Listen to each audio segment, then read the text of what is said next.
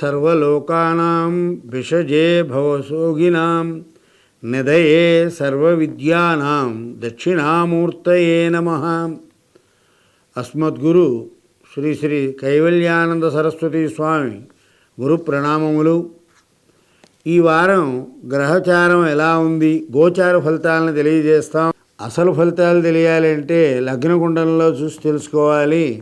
ఈ గోచార ఫలితాలన్నీ కూడా సామాన్యంగా అందరికీ వర్తిస్తాయి. వృషభ రాశి. కృత్తిక 2, 3, 4 పాదాలు, రోహిణి 1, 2, 3, 4 పాదాలు, మృగశిర 1, 2 పాదాలు.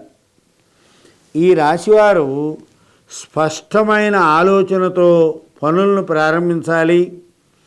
ఏ పని చేస్తున్నా స్థిరత్వం అవసరం. ఈ రాశివారికి ఆదాయానికి మించిన ఖర్చు వస్తుంది.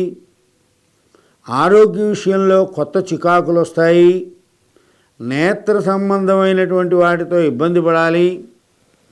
కుటుంబంలో పెద్దల వలన కలహాలు వచ్చే అవకాశం ఎక్కువగా గోచరిస్తోంది.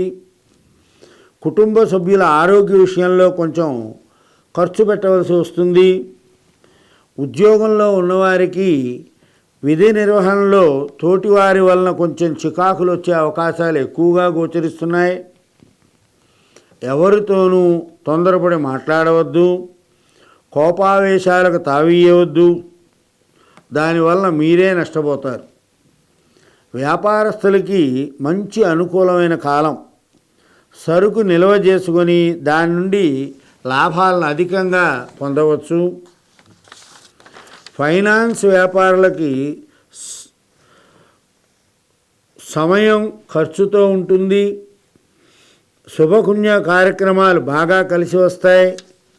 దాని మూలంగా ఖర్చు కూడా విశేషంగా ఉంటుంది. స్థిరాస్తి కొనుగోలు విషయంలో తొందరపడవద్దు. స్థిరాస్తి అమ్మకాలలో మనకు అనుకున్న ధర రాక చాలా ఇబ్బంది పడాల్సి వస్తుంది. సంభాషణ చాతుర్యం చాలా అవసరం. మనం ఏ పని తలపెట్టినా సరే దాని సమయం తీసుకుంటుంది తప్ప తొందరపడి ప్రయోజనం లేదు.